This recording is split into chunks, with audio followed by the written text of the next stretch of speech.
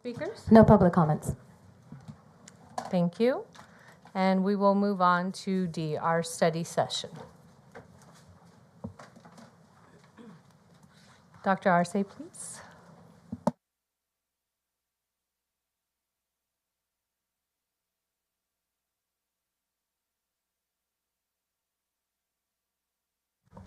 Good evening, Ms. Luna, to our Board of Education and to our community.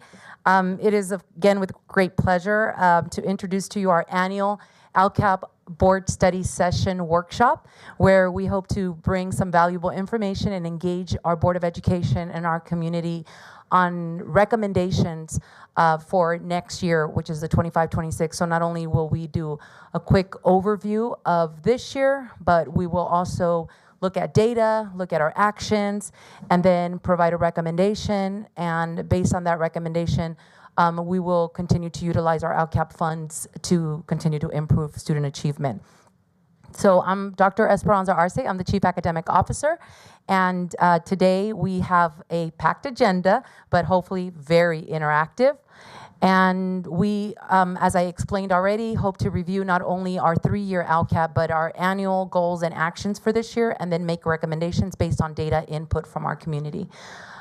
We will have individual time where the board will have an opportunity to reflect on the data, ask questions, comments, or concerns, and then we will also have team time. In team time, we will be dividing our Board of Education, our Ed Services partners, our MVA partners, our CSEA partners, and AMVAMP partners, and our community into 5 distinct groups, 1 group per goal. And so you will know in a bit what goal you belong to. When you see these icons, it's going to mean that you either have a handout, which is mostly digital. You will also have a share out, so each team will have an opportunity to share out findings, and then team time, you will also have an opportunity to engage in team. So to begin, you have hopefully met these wonderful individuals here. They will quickly introduce themselves as I make the podium go that way a little bit, and starting with our Director of Secondary Education. Good evening, Dr. John Black, Secondary Ed. Thank you. Good evening, Jason Ramirez, the Executive Director of Special Education. Good to see you. Good evening, LaToysha Brown, Director of Categorical Programs. Good evening, Lilia Villa, Director of Multilingual Programs. Good evening, Philip Peoples, Director of Student Services. Good evening, Jessica Axe, Director of Technology, Innovation, and Assessment. Good evening, Rafael Garcia, Director of Wellness, Mental Health, and Community Outreach. Good evening, Daryl Scott, Director of Safety and Security. And we will continue that way. And good evening, I'm Smiley Villavicencio, the Director of Professional Development and Digital Learning. Good evening, I'm Carol Boyan-Howell, Director of Elementary Education.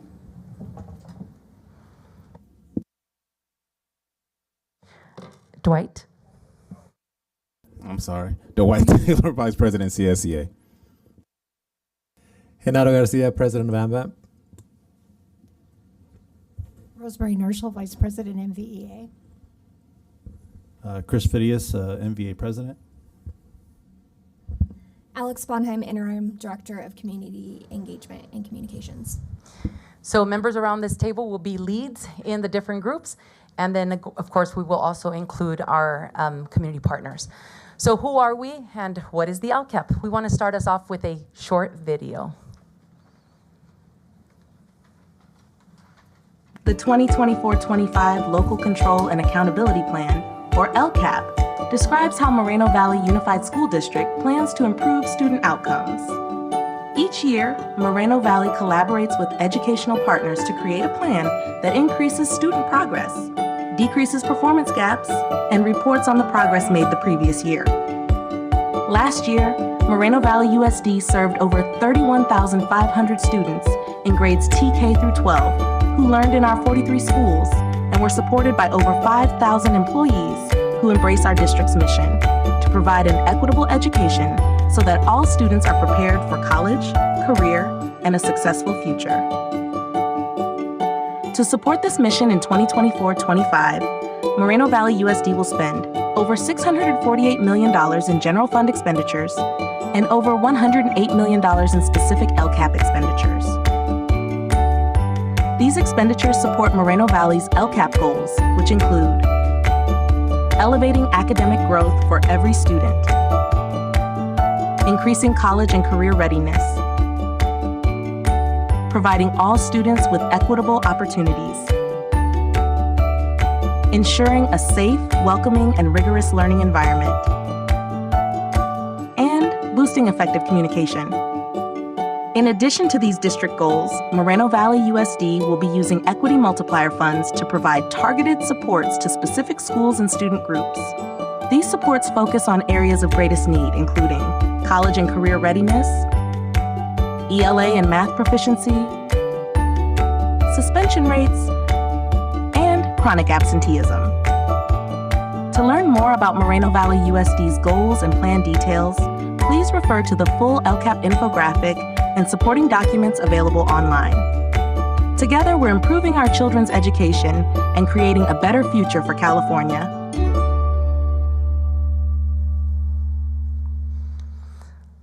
So in addition to that, we also have provided for you all, and you'll have these at your tables. You have the full LCAP. Hopefully you've had an opportunity to engage and annotate it, but if not, you can do that today. You will also have a form, a guiding question, comments and concerns form when you engage with the data.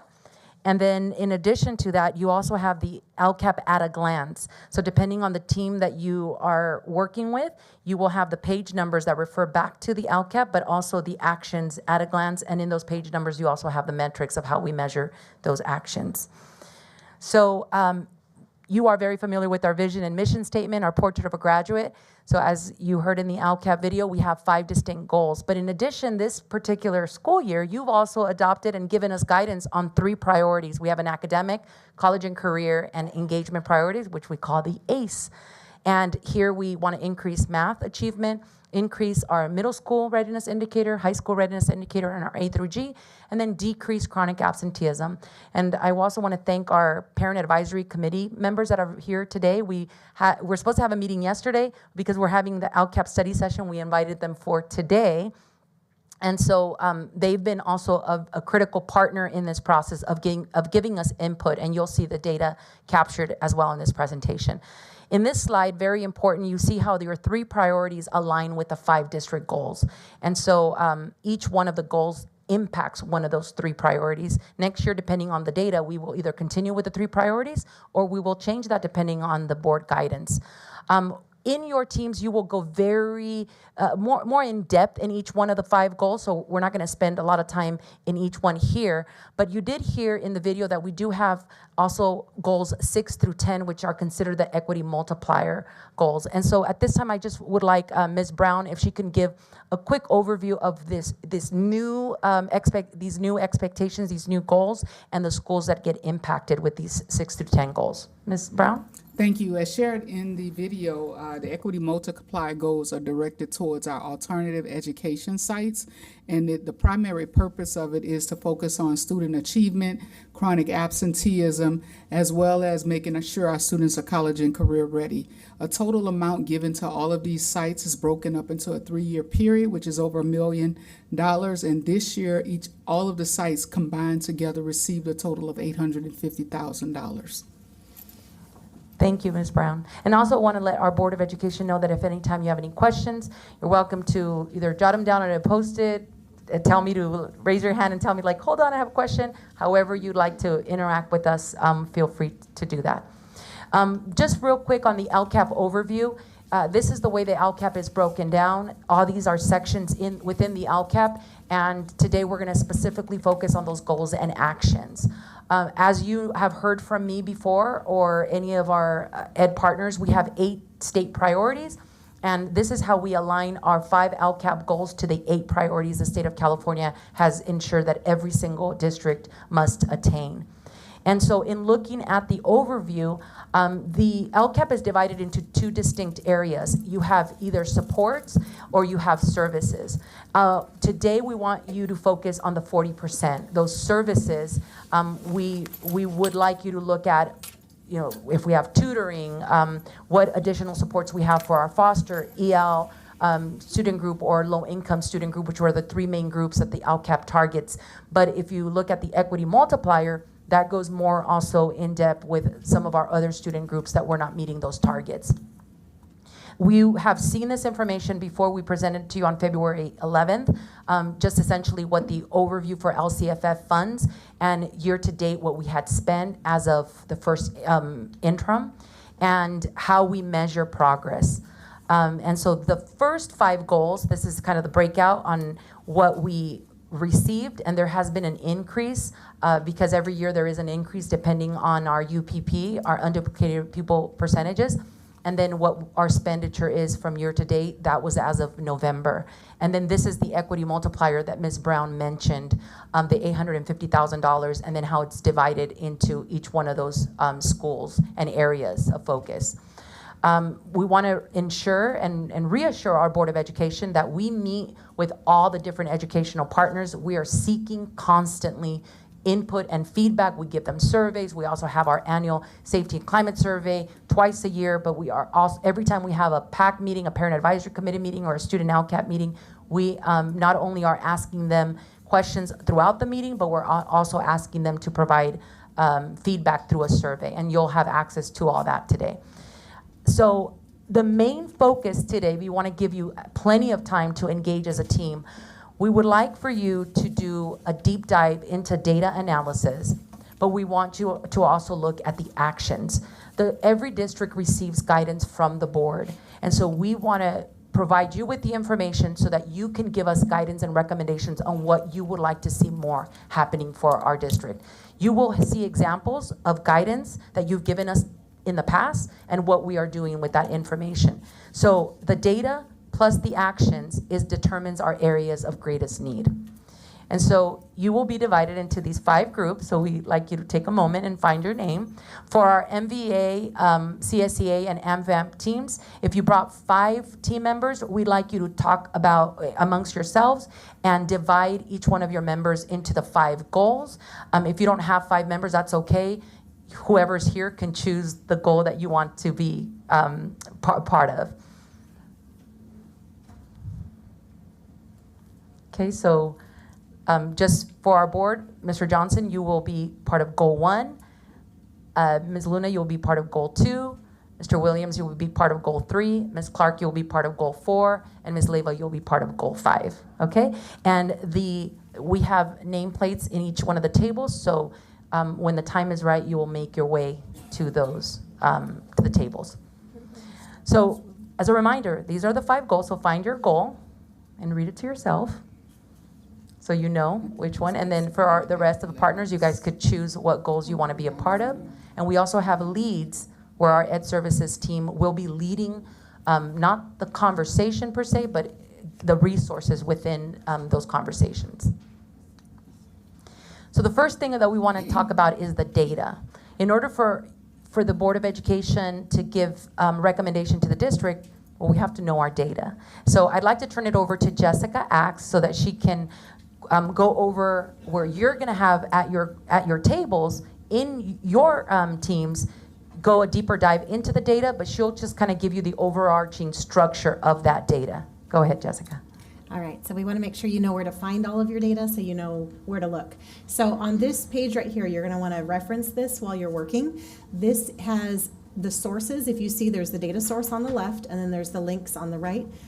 There's the LCAP digital book. There's the input data, which is all of the data pieces.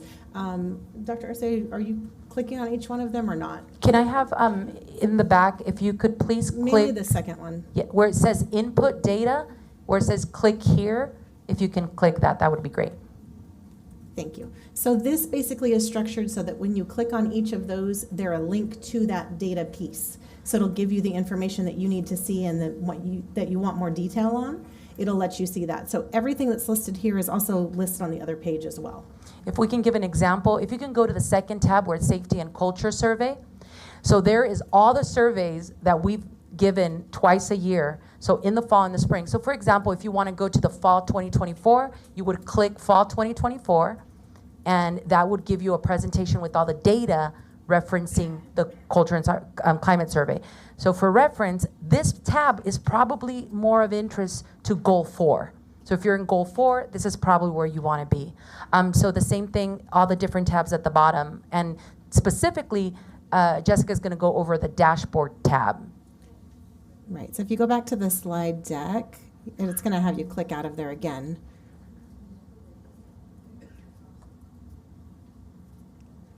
So if you look at the next page, that actually has all of the pages that you'll find the different sections for the dashboard. So these are all of the presentation that we did earlier in the year. These are all the updated information pieces. So if you click on that, that bit.ly that should take you, the link to the left? The link to the left, there I think will take you to the site, I hope.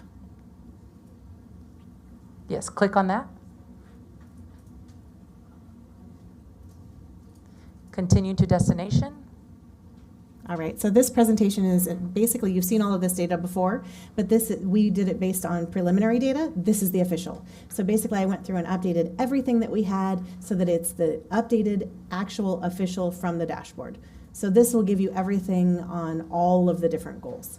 Each of these, as you go through them, has a link to where it is in your dashboard workbook that has more details as well. So we wanted to give you all the information at your fingertips.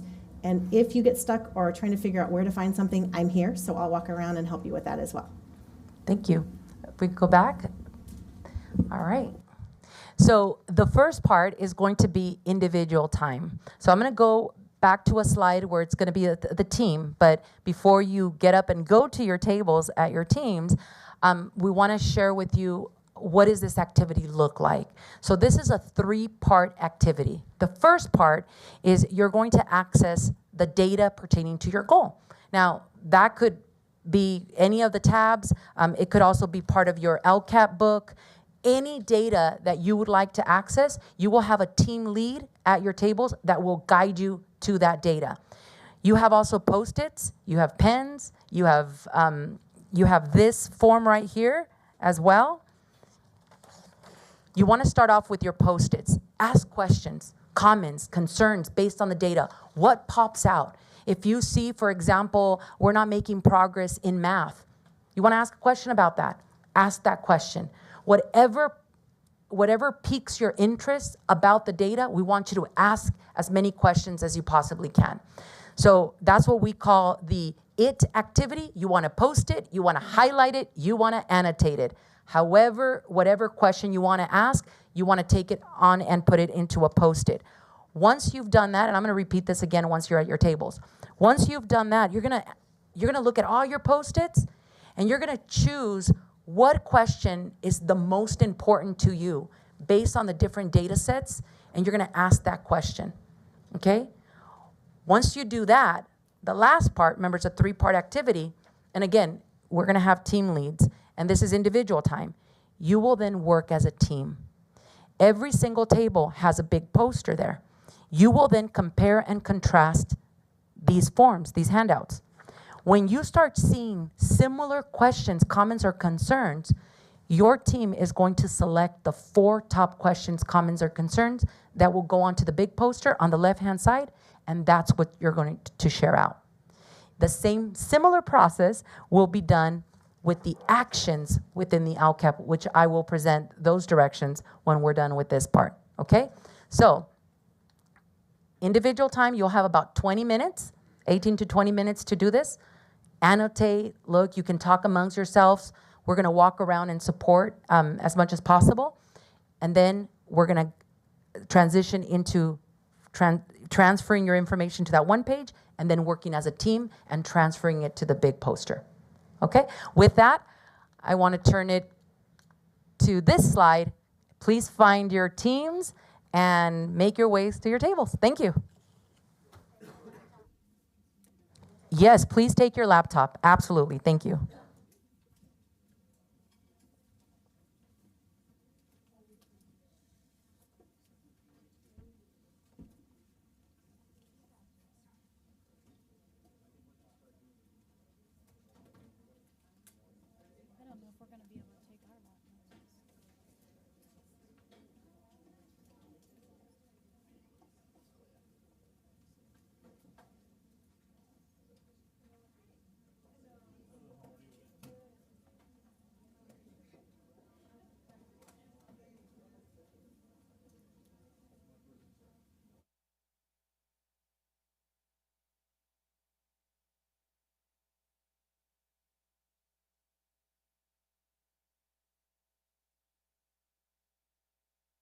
For our community, you can welcome and join one of the tables.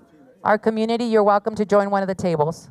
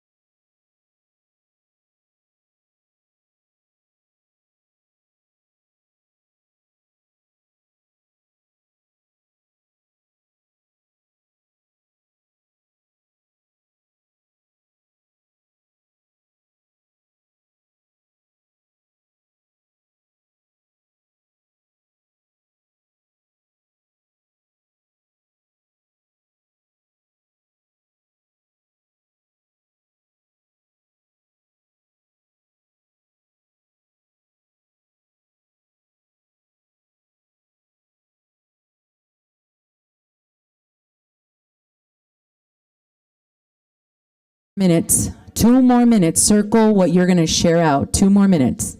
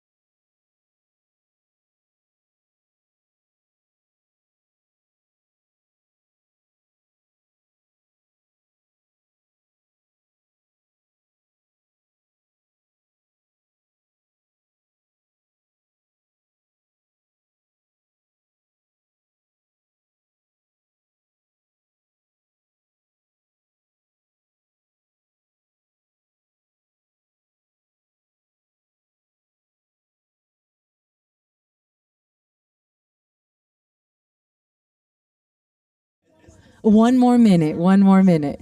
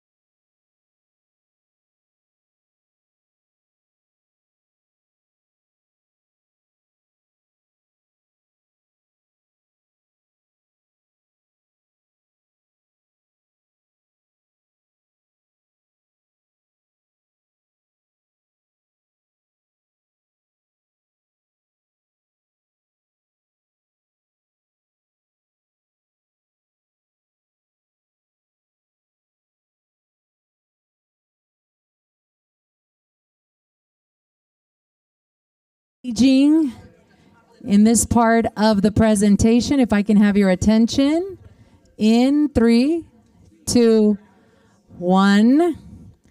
So this is just the data analysis part. And based on the data, what jumped out, what question, comment, or concern you had as a team. We are going to look at the actions next. The biggest part of our today, what you all as each team members have to do is give a recommendation to our Board of Education based on your goal. So what we want you to do now is we're going to go around. We're going to start with goal 1. You are just going to read the question. We're not going to explain it.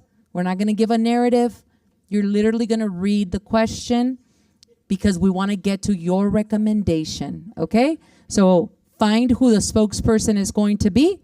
And I'm starting with goal number 1. Introduce yourself, what you do, your role, and your question. Goal 1. Lisbeth Magallanes, kindergarten teacher. I got permission, sorry, to not follow your directions in a way. What can be done within our schools that's within our control? So we notice that there's a lot of schools that are higher and lower, but what is it that we can do within our school, within our classroom to advance, and also like part of sharing best practices, for example, things that can be done within the classroom and not blame the outside type of thing. Nice. Thank you. That deserves a rock clap. If you've never done a rock clap, it goes like this. You stomp the table 2 times, and then you clap your hands. Together on 3. 1, 2, 3. There you go. All right, goal number 2. Who is your spokesperson? Matt McCain, the proud principal of Vista Del Lago High School. And our question is, what can we implement to help our students with disabilities complete college and career indicators? Rock clap on 3. 1, 2, 3. Goal number 3. Who is your spokesperson? Can you pass that to that table? Good evening, John Black, Director of Secondary Education.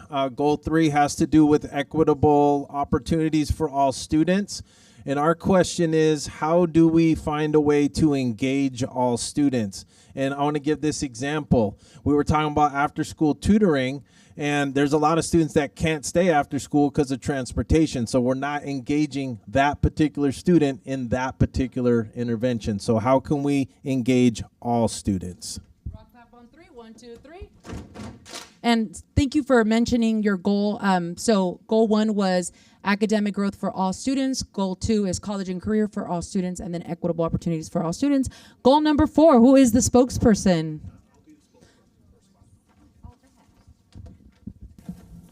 Testing. All right, we had a very healthy conversation in our QCC meeting here. Group 4 is on the floor.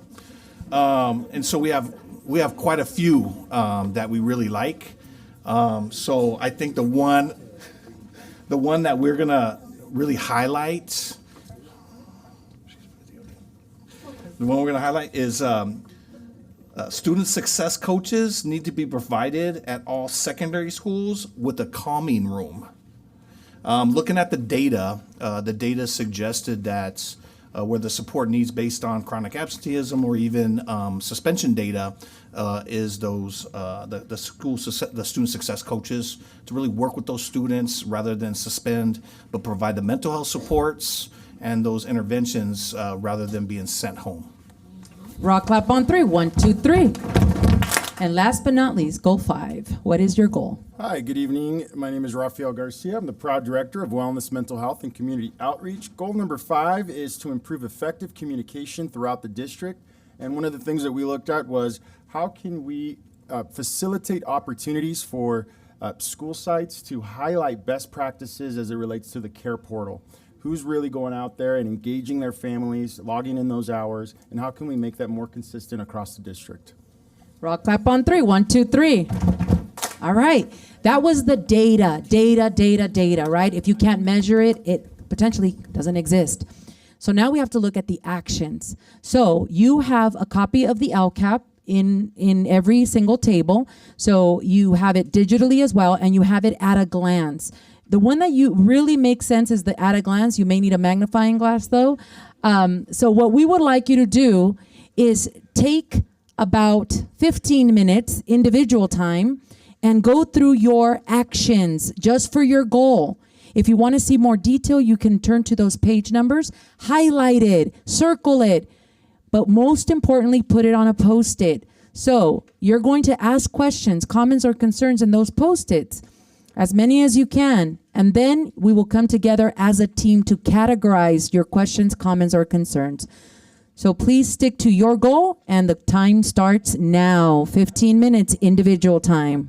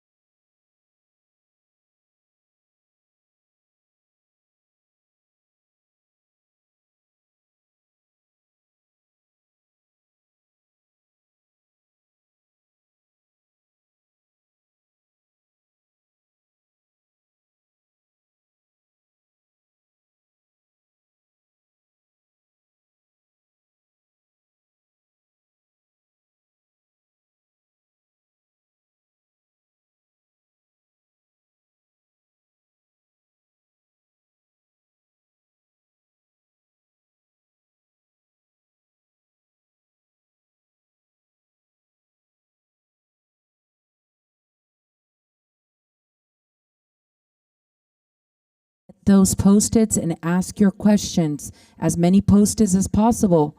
So then we will do an activity on categorizing your Post-its.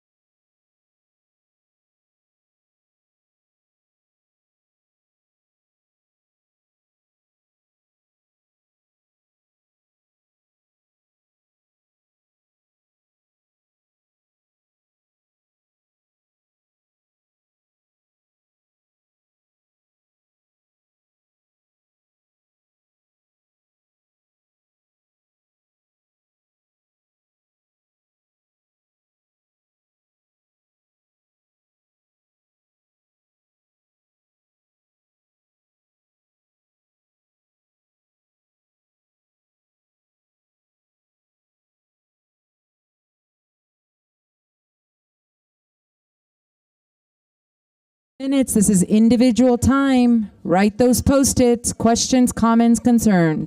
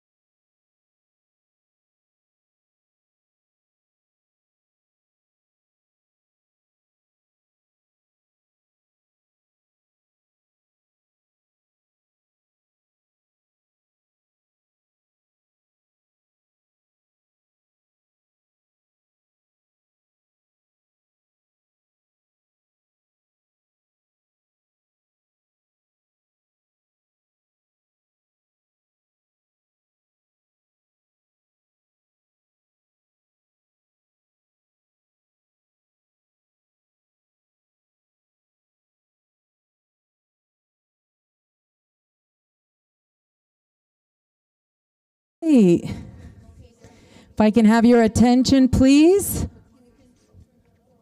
So individually, you were looking at the actions within our LCAP and you had questions. So now it's time to go to that right side of that poster on the top. You see the presentation? You're going to compare and contrast your Post-its. And as best as possible, you're going to create categories, themes. Okay? So once you do that, you are going to select as a team one common category that you found was most popular in your team, and that's the category you're going to share out. Okay? So you have not that much time. Let's go 7 minutes. Let's categorize 7 minutes.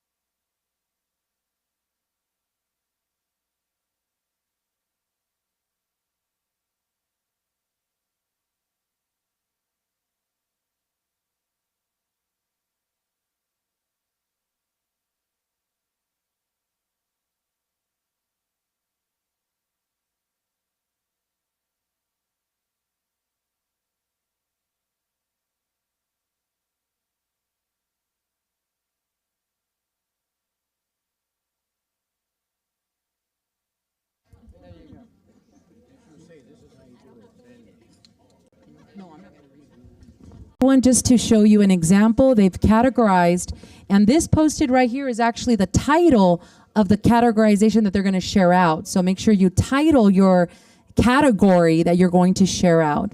You have like 2 minutes.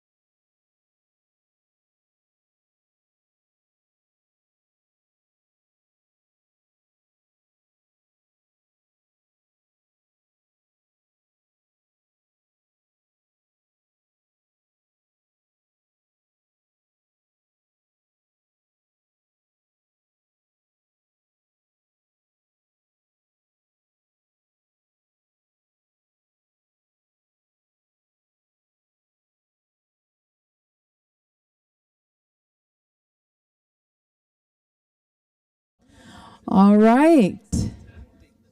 Okay. I was told the mics work very well at the table, so the speaker for each goal can unmute that mic, and you're going to share. If we can bring your attention in 3, 2, 1. Thank you very much. Okay, we are going to start with goal 5 now, and this is how you remember the directions. You've categorized, you circled the main, and now you're reporting out. Introduce who you are. Hopefully it's a new speaker. Introduce who you are, what your role is, again, your goal, and what your category was. No narrative, no explanation. Just read it. Go ahead. Goal 5. We're going backwards. Where we are, group 5, goal 5, of course, is the effective communication. 5 is alive. That was for you, Philip. Attendance. So you just want the topic, just attendance? That's it? What was your topic? Your question, comment, or concern? Our question, comment, or concern was all around attendance and really digging deep into what do our schools need, what do our districts need individually per school site to increase attendance, what are those bright spots where schools are being effective, and what resources do they need to be able to increase that attendance. Rock clap on 3. 1, 2, 3. Goal 4 is being called to the floor. Ours is provide a safe, welcoming, and respectful and rigorous learning environment for every member of the school community. And again, I'm piggybacking on what Mr. Ramirez talked about in regards to attendance. Ours is really that sense of belonging, and to get kids to come to school, to attend school, we need to make sure, and our theme is on providing behavior supports, intentional behavior supports, and wellness. Kids need to know that they have that support when they walk into our campuses, and know that they have the love from the staff and the community, and in which the schools that they attend. Up on three. 1, 2, 3. Goal 3. Again, goal 3 is equitable opportunities for every student. And the theme that we came to is how do we effectively engage all underserved populations? Rock clap on 3. 1, 2, 3. And goal 2. So our goal is goal 2, and we were looking, our major themes are funding, expansion, and future possibility, with a focus being on how we can expand STEAM and middle college programs for students. Rock clap on 3. 1, 2, 3. And goal 1. So goal 1 is promote student achievement. And our theme is how can we be strategic about funds and assess each program's effectiveness? Crack up on 3. 1, 2, 3. This is the beauty of an LCAP study session, because the next part is actually your recommendations. You looked at the why, you looked at the data, you looked at the actions that have been taking place. Hopefully you kind of matched it, the effectiveness of those actions. So some of you kind of jumped ahead a little bit on some recommendations, which is okay and perfectly fine. We love that. So now we want you to, based on the data and your team's goal, this is all team time, you are going to, as a team, and this is hard, Mr. Peoples, 3 recommendations as a goal, only 3. You're going to share out 1 of your 3. Okay? But we are keeping all the data. We will type it all up and we are presenting it to the board so that they see all of your recommendation. But for share out purposes, you're only sharing 1 as a team. So you have 10 minutes to come up with 3 recommendations and circle the 1 you are going to share out. Go.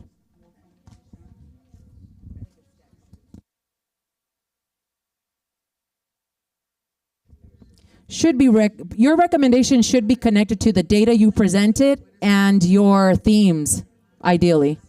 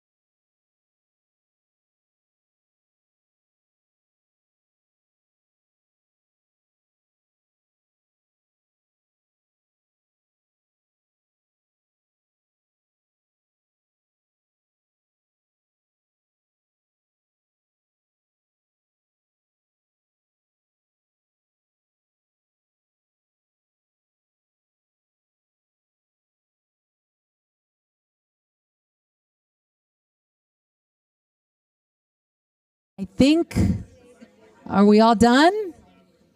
No, not all done. This team, are you done? Team 1? Team, how many minutes? 3, 2.5. All right, 2.5 minutes, which is really 2 minutes. 2.5 minutes.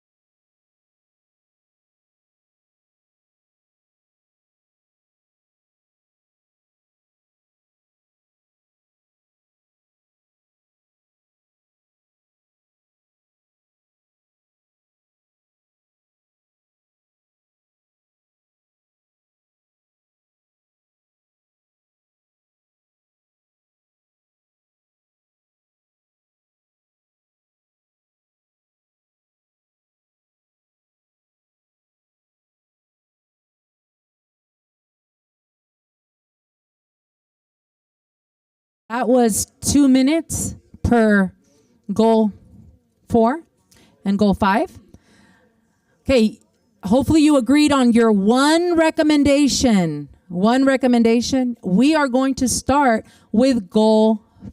Well, you wrote 3 recommendations. You're reporting on 1, but we are going to type all this up for our Board of Education as the recommendations from each of the teams. We are now going to start with goal number 3. 3. All right, goal number 3, which is again equitable opportunities for every student. The theme that we're going to share out is stay the course. Sometimes in our district and in other districts, they see the next shiny thing and they move on to it. So it's this idea of evaluating programs, and if they're not working, fixing what needs to be fixed within it rather than just jumping to another program. All right, rock up on 3. 1, 2, 3. Goal number 1. All right, Bianca Hollins. I am an elementary teacher, 2nd grade. We talked at length about how to be strategic with the use of funds to promote student achievement, and our recommendation was establish a mechanism for gathering teacher input with regard to programs and initiatives. We need to know, those who have boots on the ground, what they feel toward these programs and what their criteria would be for its effectiveness. Do you see a connection here? Rock clap on 3. 1, 2, 3. Goal number 1. 2. I can't count. I knew you guys weren't sleeping. 2.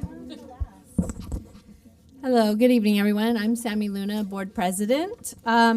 So our recommendation that we decided on, we had a lot, but the one that we selected was provide opportunities for more students to join middle college.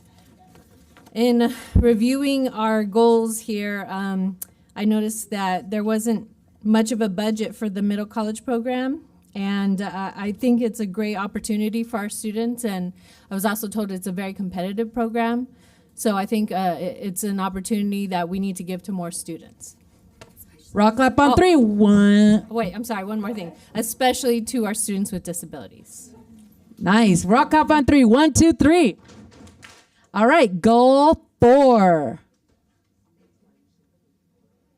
Yes, you're on the floor. Go. We're on the floor. They want more? We want more. Before we go out the door. Before we go out the door. So we had a very good cathartic session here, really kind of synthesizing everything down, and we came up with 2 really strong, powerful recommendations to the school board, and it really hits, and I think they really support each other, and I really like the targeted words that are being used. So we're going to use intentional, provide intentional restorative practices for all capitalized, highlighted, all educational partners to build ongoing positive relationships, which includes all employees, all students, all parents. And then finally, to really piggyback on that, is to provide student success coaches at all secondary schools with a calming room. Rock clap on 3. 1, 2, 3. And last but not least, goal 5. Okay, so Kim Williams, proud principal at La Jolla Elementary School. And so we are goal number 5, which is effective communication. And so goal 5 is going to thrive in 2025. And so our recommendation would be to launch a strategic awareness campaign of support and resources to develop and show consistency in communication as a district. Very nice. Rock clap on 3. 1, 2, 3. I'd like to ask our team leads, you are in charge of these posters, so please keep them, but we will refer to them one more time, so don't go anywhere with them. So you are going to keep them until our last activity. And so with that, Dr. Arce, I would like to request we take a 10-minute recess. All right, everybody good with that? See you in 10 minutes. yes, you are coming back to these tables. So we're on recess, but before anybody heads out, we have a special event coming up for a very important member of our team, of our family. We have a birthday coming up. Trustee Williams, your birthday's coming up in a few days. We'd like to sing happy birthday to you, and we have a small token of our appreciation. That is all for you. Well, look, you knew. So everyone on 3, 1, 2, 3. Happy birthday to you.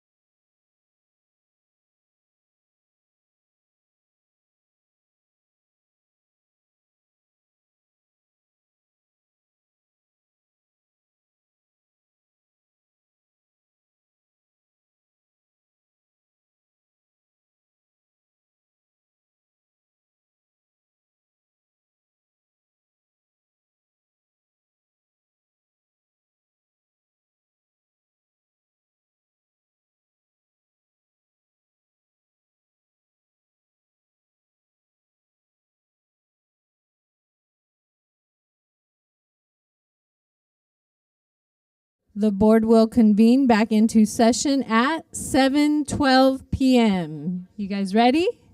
Dr. Arce? Thank you, Ms. Luna. All right. If I can have our 5 presenting principals come on up and join me up at the podium.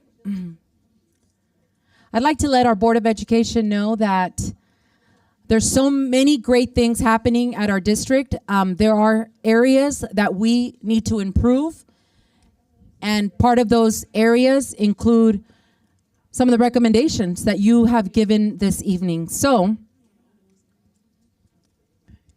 we have 2, 3, 4, and then we'll have Ms. Kim Jackson-Williams join us. So I'd like to let the board know that everything that we do, if you look at the presentation, we want to align everything from the intervention that happens in the classroom to those state priorities and what happens in between. An example of something like that is we looked at college and career indicators, and we realized that in order to impact them, we had to take it to the elementary level. Every time that we talked about college and career indicators, our elementary schools sometimes would be like, well, that really doesn't apply. There's nothing for me there. So we actually developed a metric called the Middle School Readiness Indicator that starts at the elementary. We'll look at 5th grade report cards. That aligns and impacts the HSRI, which is the high school readiness indicator, which is the 8th grade grades, which then impacts A through G. And A through G would impact our college and career indicators. This is just an example. A through G is not the only thing that impacts college and career indicators, but it is one of the things. And college and career indicators would then impact college going rate. And college and career will impact students' lives, right? So that's just an example. And again, we align everything to those 3 priorities. There has been so much that we've done this year alone. Just as an example, under math, we have done our learning rounds. We've met with our 5th grade teachers, 7th grade teachers, and IM 1 and 2 math teachers. We are looking at, we've looked at reigniting PLCs, guiding coalitions. Those are just some examples under math. For decreasing chronic absenteeism, we've improved tremendously the ISP process. We have the Hearts of Success Task Force. We have PAC at all of our middle schools and several of our elementary schools. And so you'll hear a little bit about what that is. We've done student summits. We've increased that. Now we added student summits for our newcomer students. And under improving that college and career, we have done things, for example, at the high school, we've done transcript awareness analysis, and we've done just an awareness overall training for all of our high school teachers. And so much more that we've done. And so I'm going to have Ms. Villa highlight some of the things that we've done across the district that we continue to improve. Thank you, Dr. Arce. Among those strategies or initiatives that we continue to work on throughout the district include that every single principal and every single counselor in our district has an intentional action plan to guide their work. In addition to that, no longer do principals or counselors work in isolation. They actually meet with their vertical cohorts or their professional learning networks so that they can support one another in the work that they're doing. Also, for any school that is identified as a ATSI or a CSI site, Dr. Arce has assigned a district lead, and these leads meet with principals regularly to go over data, to do classroom observations, to provide actionable feedback with those principals to be able to, again, continue to support that and impact student achievement. And then one of our departments, our special ed department, is really focused on providing additional supports and professional development to our professionals to support students around goals and expectations. And then lastly, I am very, very proud of the work that we've been doing under the leadership of Dr. Arce with around analyzing high school students' transcripts of all students of all high schools, but with a particular focus or a specialized focus on 2 student groups, and those are students with disabilities and English learners. Thank you very much, Lilia. And yes, thank you. That's very sweet. Thank you. And again, a lot of that is the feedback we've received from our community and our community partners. In addition, every single principal has something called the Super Advanced Graphic Organizer that includes 3 distinct SMART goals, and they talk about how they're going to meet those SMART goals. But we wanted you to hear also from our schools. Yes, our schools, a lot is happening, a lot of amazing things to celebrate, but also areas to improve. These principals have looked at their data. They looked at their data at the beginning of the year. They look at their data all the time, their progress monitoring, and they're always tweaking things that are happening within their school site. And so we asked them to share something that they wanted to highlight where they saw a need, and they've improved in that need based on those 3 priorities: academic, college and career, and engagement. They wanted to talk to you for 3 hours each, and I told them, please, not today. So we actually have a timekeeper who is going to look to see if they can summarize our amazing work in 2 minutes or less. No, well, let's see. I don't know. I don't mind going longer, but Dr. Rubalcaba. So, kidding. All right, starting off from La Jolla, put your hands together. Rock clap on 3. Rock clap on 3. From La Jolla Elementary School, Miss Kim Jackson Williams. 1, 2, 3. We will also have from Serrano Elementary, Dr. Selena Mancio. Rock clap on 3. We also have from Landmark Middle School, Aisha Smith. Rock clap on 3. And from Sunny Mead Middle School, we have Mr. Matthew Stewart. Rock clap on 3. And from Vista del Lago High School, we have Principal Matthew McCain. Rock clap on 3. You could see there what they're going to be focusing on. Elementary is academic and college and career indicator. We have landmark engagement, Sunny Mead College and Career, HSRI, and Vista del Lago A through G. But we also have a program that I'd like to highlight that's going to talk about that. And leading us off, go ahead. Thank you so much, Dr. Arce. And so again, my name is Kim Jackson Williams. I am indeed the proud principal at La Jolla Elementary School. With that being said, I do have 2 minutes, but I have so much to share. First of all, I want to say my first goal, or a goal, is by 2025, La Jolla Elementary School will demonstrate academic achievement by decreasing the number of 5th grade students who score below standard by 8% on both the Renaissance and the CAS math assessments, by of course utilizing strategies and interventions, which we have our AVID rigor and strategies. With that being said, the services and support that we use are using is sharing data monthly with our staff and teachers. We have tutoring, but one thing we did that was really reflective is that we did a goal, progress, and reflection survey completed by our teachers, in which we did talk about A and C, and we asked the teachers, what do you want to keep? What do you want to change? And what do you want to add? And we found some common things within that survey in which we are reflective of that and working on that with our staff. And then for our goal C, which is by 2025, our 5th grade students will increase the MSR by 5% as measured by the performance levels. And so for our 5th graders at the end of 23-24 school year, we were at 23.5% of our students who actually are ready according to the MSRI. And then for our first trimester, unfortunately, we are at 6.5%. I was a little hesitant. My AP, who's amazing, pulled the data for me for second trimester already. It actually went through and tally marked. I didn't believe her at first, but she did. She went through and she tally marked, and we're at 7%. And so by the end of the school year, we're going to see a progression. And hopefully we will be able to meet that goal in regards to improving by 5%. And so again, this next slide, I wanted to share with you guys one thing that we're doing to improve that would be we do family nights. The one that you see there with all the students and the parents standing around basically was our ELA literacy night. And so we're going to do a STEAM night. Drop by if you like at 4:30 on April 24th. in which we're going to have UCR astronomy department come out and do some fun activities with our families and students. And then also I just shared with you guys, of course, our anchor charts. We do PD lessons with our teachers in regards to math. And then we also do our STAR Math CAST projections, data that I share, and then the goal progress and reflection survey that we did with the teachers. And so basically, that is all the information that we have for my site. Thank you. Thank you. All right, Serrano, home of the Hawks. Thank you and good evening. I'm Dr. Amancio, principal at Serrano Elementary.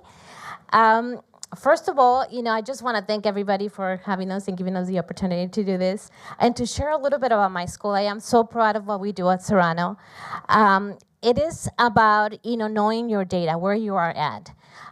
We know we need to improve in our math scores. So we have to create something systematic to be able to move forward, and we've seen some good results. So it's knowing your data, is building that teacher capacity, showing the new strategies with our PD specialists, with our support personnel, and also targeted interventions. I have shared some information with you on your tables, and if you look at our data, we have like our STAR Math summary report from grades 1st to 6th. For trimester fall, the fall trimester, 50 percentile of or above are 29% of our students. But now for the winter and for the trimester 2, 35%. So we made some growth. 54% of all of our students meeting math growth, and 57 of 5th grade students meeting math growth goal 2. 41% of 5th grade students are in the 50th percentile. But I believe to be able to move, to be able to make that positive change, we need to bring the community together. We need to build community. We need to trust and have that mutual respect and appreciation for all. So to be able to move forward, I do think that's very important. As you see, again, the school climate is so critical. If we want our students to be at school, we need to provide opportunities for them to feel comfortable coming to school. If we want to see the results, they need to be there.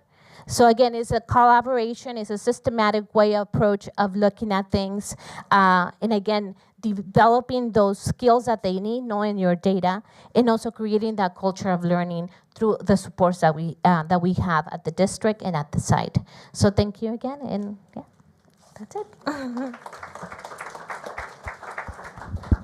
All right, good evening, everyone. My name is Aisha Smith, principal at Landmark Middle School, and my focus today is on engagement and how it has relationship with chronic absenteeism. One of the ways that we focus on chronic absenteeism at Landmark is through our Night Center MTSS intervention team. We meet bi-weekly, and we are discussing 3 tiers. Part of our intervention team is all administrators, all counselors, our student success coach, our BART coordinator, who's also a teacher on campus, our parent ambassador, who focuses on tier 1, and then also other school mental health therapists, and also our school social worker. So we meet bi-weekly, we're looking at the data, we're looking at attendance data, and we're doing wraparound services, okay? So what that means is that we're sending out information, ongoing information. So for example, weekly communications are going out to staff and families. They're being alerted in regards to our average daily attendance rates. They're being alerted in regards to chronic absenteeism, and then what supports are available. When school is in session, every Monday morning we have announcements. Students are hearing it as well. These are our average daily attendance rates for 6th grade, for 7th grade, for 8th grade. And then we have attendance challenges. So all this information is being pushed out through our Night Center MTSS team. And so just going over that data, once again, tier 1 is for all students. We also have, and I think Dr. Arce talked about it, our incentive program, our PAC, which stands for Phenomenal Attendance, Academics, and Citizenship. This, for tonight, the focal point is on attendance. So one of the things that we're looking for with PAC is what type of incentives will encourage students to want to continue to come to school. So we're having those ongoing incentives. The purpose is one, we need to build those relationships. How do we do that? It's more than just in a structured environment. You build relationships by stepping off of your campus and taking an interest in what your students are doing. So that's one of the things. And once you identify those barriers, then you're coming up with those services, those supports, those interventions, and those resources. And so parents are more likely to have ongoing conversations with you because you have built that relationship with them. Effective strategies, once again, creating a positive, engaging, and welcoming environment, intentional communication. We have partnered with FIATM, Family is All That Matters, a mentoring group. We have partnered with SBX. It's not just about the partnership. SBX specifically focuses on A1 violations, A2 violations, and they're having those attendance conversations. FIATM, they are focusing on K violations, I violations, and attendance and truancy. So it's very, very intentional. Currently, we have 86 students combined with SBX and FIATM, and we have branded the name Rising Knights, Path to Success, and Community Partnerships. So it's very intentional. We're constantly in collaboration with the directors of those programs. We also have, we have partnered with Empowered Girls to Flourish, which is exceptional. Right now, I believe we have like 12 girls that are in the program right now, and it's going strong. Intentional attendance conversations. So basically, it's about building positive relationships. Every single opportunity that there is to have a conversation, do it. In my office, you'll see talking points, because just like the screen says, we were at 28.3% of chronic absenteeism at the end of the year last year. Currently, we are at 23.6%, and that is because of having those intentional conversations. One of the things is also looping in parents. If you look at the screen, this is one of our signature events. It's called Night of Pie. It's our math and literacy engagement nights. It's about inviting your parent ambassador. It's about inviting the parents and getting those communications out so that they want to come. And once they're there, just sit down and have a conversation. Because our motto at Landmark is honor all day, all nights.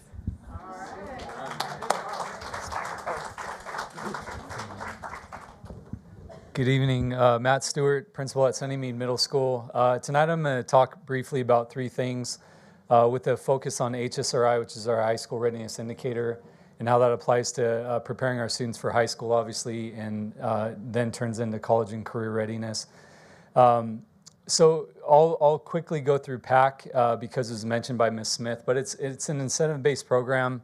You try to get rewards or incentives that your kids really love to and want to show up for, want to perform academically with their behavior and their attendance as well. And so this year we decided to go a little bit bigger because we saw kind of like a slight downward trend in numbers. It depends on what grading period you're at. But we wanted to ramp up our 8th graders, especially for the end of the year. We have PAC promotion, and we saw a lot of our students kind of get excited. I received a lot more phone calls as a principal last year, which I loved. It was more work, but I loved it with parents like, how can my kid promote? Because now we have criteria around it. And so what we did for semester 1 is we had a snow day, and we brought in snow and the idea is that let's give kids an experience that maybe they haven't been able to experience before. And the shrieks of joy and like falling off of sleds and getting hit in the head with a snowball. Sorry, risk management. But what was wonderful, like one of my biggest things is we got to get kids out and active more than they need to be behind screens. And so providing opportunities like that via PAC was a real cool thing. The second thing is PLC. Our learning communities have developed quite a bit over the last 3 years. And really what I've found more than anything is you have to provide teachers with time and then structure of what they're supposed to get done during that time. So that I was telling some of the team this evening that so they're not focused on next week's lesson plan, they're actually focused on next year's assessment. They're constantly getting better, preparing more in advance. That way there's more time and emphasis on how are we going to actually intervene for kids? How are we going to get them towards grade level when they have the time during the classroom day? if there's time during the classroom day. That's another conversation. That takes me to my last and most important point, though, with our improved interventions. For the last 2 years, we've tried really hard as a site through restructuring to get an intervention period passed on a Tuesday and a Thursday within the school day. All the data shows that if you can get kids during the day, they're bound to do much better. And so we're always like a vote or two off. It's kind of really frustrating. However, that can't stop us. So what we've done this year is we have small group math intervention. My amazing PD specialist, Zach Adams, has helped develop some curriculum and routines. And what they do is students are pulled from their elective or their PE once a week, so we're not impacting that significantly. And we do have the extra minutes a year, so we're legal.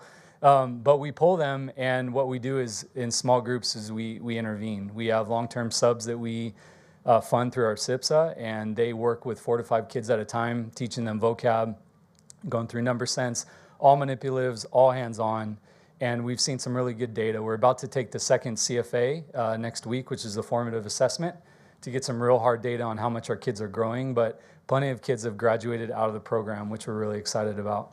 And that's not enough, because that's only like 80 or 90 kids that we can reach. So one last thing that we do is on Wednesdays, and I'm trying to flip it, I'll explain more maybe a different time, but we pull kids with D's and F's. That's one of the requirements for HSRI, what disqualifies students. And we pull them to the NPR, and again, they sit in small groups with our avid tutors and our long-term subs, and they do makeup work. The other half of what they do is we build skills to help them understand how to monitor their grades and progress, so that they can take a little more ownership of why they have a D, why they have an F, what's actually drawing their grade down. So a lot of information, not enough information. Hopefully there's a lot of questions maybe later on with it, but those are 3 ways that we really feel like we're moving our HSRI in the right direction. Some good news is we went up about 3.5% we're about 44.5% now during the school year. So we went about 3.5% from last year. So we're excited by the growth. So I appreciate your time. Thank you. Do you see that? They went from 33.9%, they dipped a little bit, 23, and then last year they ended at 41.6%. That's pretty cool. Thank you. And last but not least, Matt McCain, proud principal, Vista Del Lago High School, and thank you for the opportunity to share and highlight some of the great things going on at our school. We're going to discuss our A through G rates, and our current goal was to increase the percent of 12th graders, students with no D's and F's, in the A through G classes. Some of the things we've implemented that we're very proud of. The first one, transcript analysis, that was led by Dr. Arce and her team. They came down to our school site and kind of led that way, and we've taken it from there. And we're having transcript analysis and transcript audits with teachers, students, and counselors. And also we're taking advantage of PLC time with counselors, where we're pulling random transcripts and doing audits during that time. And so that's been a great experience. We've also interjected high impact tutoring. And what that means is there's teachers during their prep period pulling out students, within their subject matter to give them that individual time, whether it be 1-to-1, 2-to-1, small, very intentional, small group tutoring, which we've been seeing a lot of success. We've also, with district support, we've implemented A through G recovery courses, and we have 6 sections. So throughout the school day, periods 1 through 6, we have an A through G recovery teacher, along with, on top of that, we also have another 6 teachers that are mentor teachers during that time. So we have a teacher that's making sure they're continuing, their pace is where they should be on the recovery classes, and there's a mentor teacher to talk to them, to motivate them, to keep them inspired, and to check in with them on the rest of the classes and things that are going on. Also, I think is very, very important is student connections. I've heard that in the room a couple of times. I think it's crucial to overall improvement in general. And at Vista Del Lago High School, we got more clubs than ever we're offering right now. Our sports are continuing. We have more and more teams qualifying for the CIF playoffs. We had our first ever team championship this year, CIF Championship Girls Soccer. Also state championship girls soccer team. CIF Coach of the Year, CIF Player of the Year, girls soccer, and she has been nominated for the Gatorade National Player of the Year, which we'll be finding out if she is a recipient of that real soon. Also our programs, we have many programs, our huge CTE offerings at Vista Del Lago, including our award-winning Health Academy. We're very proud of that, and there's also some things we've put in place that we're trying to get more and more students involved. That maybe it's not a sport, maybe it's not a club they're interested in, but we had our first mock trial team this year, competed at the county level. We're very proud that we brought back an Odyssey of the Mind team that took 3rd place at the county level and at the state level, and we're 1 place away from going to the nationals. Our academic decathlon is thriving. And we had a History Day winner at the county level too, so we're very, very proud of that.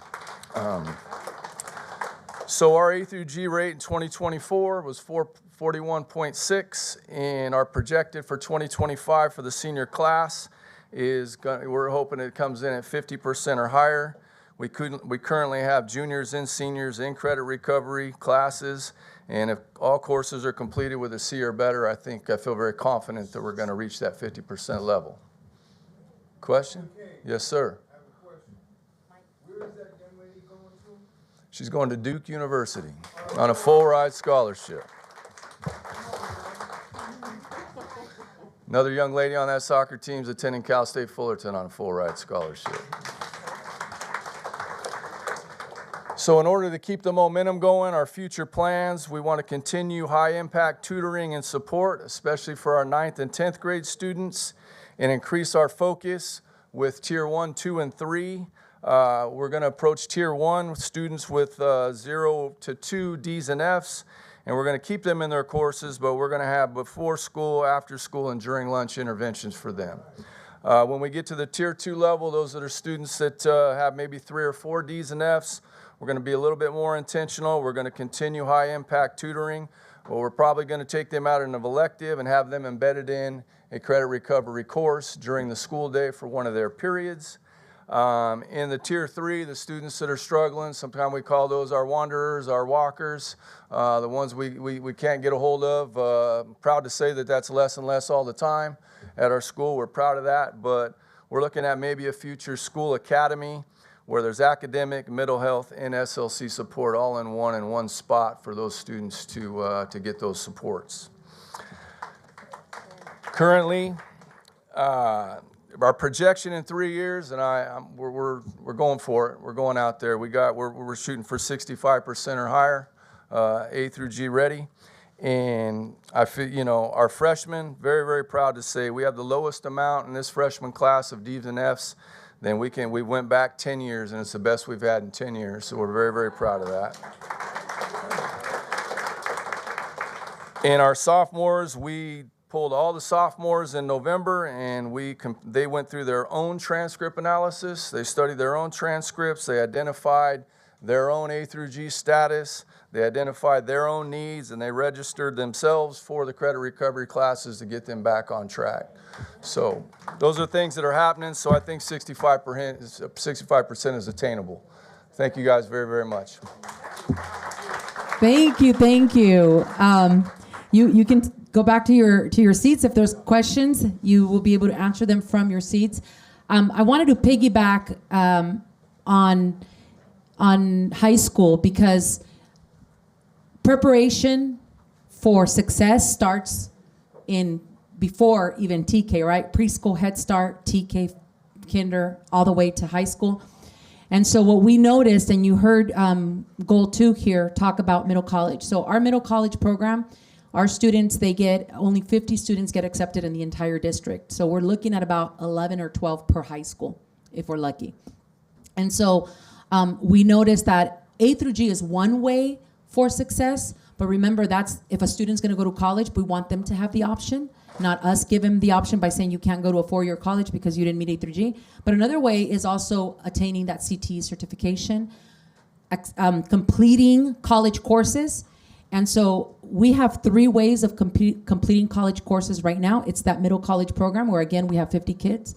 Dual enrollment, which we have about 500 students, but they don't get an associate's. They just have 1 or 2 college courses completed before they go on to post-secondary. And then some students have, it's about less than 50 across the district, concurrent enrollment. This is students on their own. They go sign up for Moreno Valley College or RCC on a weekend. That's on their own. If we get their transcript, we will add that, but sometimes we don't get their transcripts because they're doing their own thing. What is the future? The future for Ravens over here, and you heard elementary, you heard middle, and you heard high school. That is the vertical articulation we work really hard to achieve. The future is what we've said before. We want to have over 300 students per grade level, 11th grade, and then they turn into seniors. So a total of 600, even 700 or 50 or 1,000 in our future early college high school program. So we've been in conversation with middle college high school. That will be at the home of the Ravens, where they will have a dedicated, almost like a college wing for students. They will complete 2 years of high school and the first 2 years of college by the time they graduate high school. And so the way that we came to that is that we have a moral obligation. At the national level, 52.8% of our students have a bachelor's degree. At the state level, it's 37.5%. But at Inland Empire, it's only 20%. So we have to change that. And there's the source if you want that. And we know that if students have access to college in high school, they are more prone to continue their education after. There's a lot of data here, and I just want to tell you that we've looked at the data, and we have been doing something about it. Our Inland Empire numbers are low, but we have doubled, if you look at dual enrollment courses, we have doubled our dual enrollment courses in the last 4 years. As a result, we are leading in dual enrollment numbers across the county. Yes, Corona Norco is higher than us, but they also almost have double our students. So look at the number of students that have completed dual enrollment. We are very proud of the work that has happened here by giving our students that chance and that opportunity. Yeah, and it's thanks to everybody in this room. So as a result, we want to say that we've presented to the board on this before. This is the early college high school expansion. And I want to thank Dr. Black for leading this work. And we already have, it's going to have an HBCU pathway at Vista del Lago. We are so close. We're actually going to do a soft launch in the fall and full launch maybe in the near future, no more than 2 or 3 years, so that our students can attain that associate's. We have a meeting on the 24th of April with teachers that are interested in getting their master's so that we can double and triple dual enrollment numbers in the future. But we're also in conversation with Cal State San Bernardino. It turns out that Cal State San Bernardino is actually very interested in accepting our teachers without a master's and making them professors, and they are accepting our courses as dual enrollment. So we're in preliminary conversations with that, but we are doing, per the direction of the board, we are doing what we were asked to do just a couple of years ago. And last but not least, we're very proud of the alternative education partnership that we've done. We've increased the partnership between March Mountain High School and Moreno Valley College. We've also identified the potential dual enrollment teachers. They're getting vetted through MVC, so we're gonna be having dual enrollment at March Mountain as well. We've engaged in an articulation agreement between Moreno Valley College and the year 2 CTE pathway. So just things that we're doing, we're doubling, tripling the CTE pathways just next year under the direction of Ms. LaToisha Brown. We're bringing barbering, expanding pharmacy tech, gaming and simulation, and child development. We have the resources there, so we are going to be supporting our community. If kids want to be teachers, let's start with child development. So reflection and further recommendation. The last thing we ask you to do. You heard some great things from the schools. You heard a lot. You heard presentation on dual enrollment. Is there something, just a couple of minutes at your team, is there something that you would like to add that you would like us to implement district-wide from what you heard from the schools that was effective based on how it relates to your goal? So just take a couple of minutes. If you don't want to change anything, it just stays as is. If you want to update one of those recommendations, update. If you want to add a recommendation based on what you heard, do it now. Let's just take a couple of minutes for that.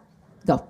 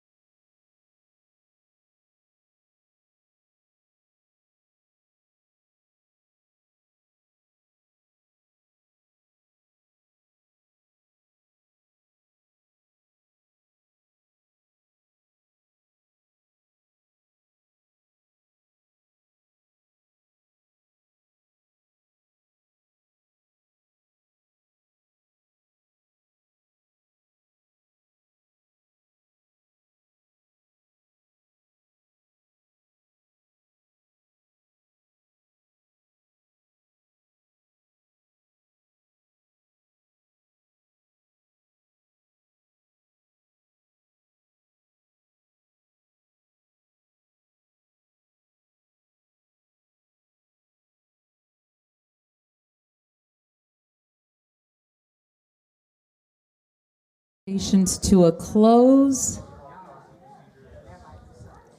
In 5, 4, 3, 2, 1. Did any team add, change their recommendations? You guys are good. Goal 1, you guys are good. Goal 2, you guys are good. Goal 3, yes? We just discussed further the idea of engaging students within the school day, making those interventions as much as possible within the school day. Thank you. And the model that Ravens, Mr. McCain shared, the Ravens, that is a model that, if proven effective, it is something that actually came from teachers as a recommendation. And so we want to be able to scale that out district-wide. Goal 4? Mike? Thank you. We're gonna, we had a good discussion in regards to really just expanding our recommendation to include other effective communication. All right, thank you. And, and goal 5? You're good? Okay.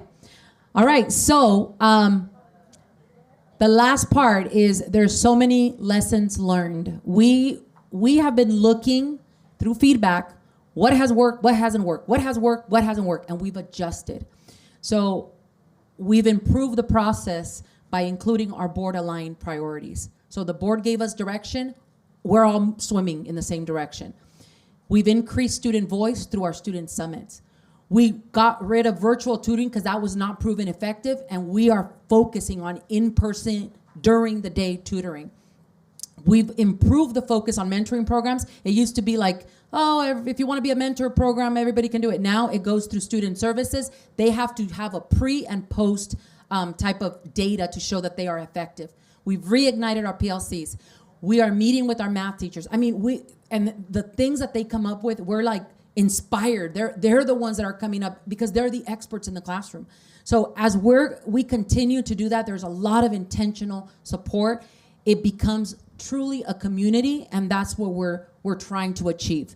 And so the LCAP is one way of doing that, and we have strict guidelines to recommend to the county, which then gets approved by state level, which we will take in June for final recommendation in any of these changes. So we'll be meeting with Ed Services directors to update based on your recommendation, because ultimately we have to impact our system. We went from having 5 schools in CSI to only 1. We went from having 33 schools needing technical support to 21 to only 9, and we will continue to decrease that. We went from being differentiated assistants with 6 student groups to none, back to 2, but we're still working, So again, we're showing overall progress. And in the beautiful words of Michael Phelps is, there will be obstacles, we know. There will be doubters, we hear them. There will be mistakes, we make them, but we learn. But we will work hard, and there will be no limits. And that's what our kids deserve. So with that, Board President, thank you very much. We hope you enjoyed the board study session. If there are any questions, we entertain them out. But my time's over.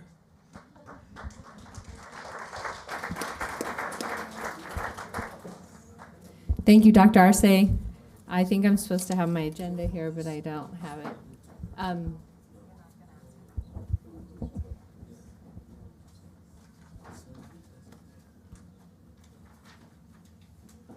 Sorry. Thank you. All right. Okay, so normally I would ask my colleagues if they have any questions. So do any of the board members have any questions for anybody today? I don't have any questions, but I have a comment. Can you turn on your mic, Mr. Johnson? I'm very proud of everyone in this room and those outside of the room for the wonderful work that's happening here at Moreno Valley School District. So my hat's off to everybody. Thank you for what you're doing for our students. And I was just talking about a few students just a few minutes ago, but we're turning those things around and really like that. So thank you guys very much for all the hard work. and our wonderful superintendent as well. Thank you for being the leader that you are. People look up to you and they will follow you. That was planned. Thank you very much. Any other board members want to say something? Mr. Williams, no? Ms. Clark? Ms. Leyva? Yes, I just want to piggyback on what Mr. Johnson said.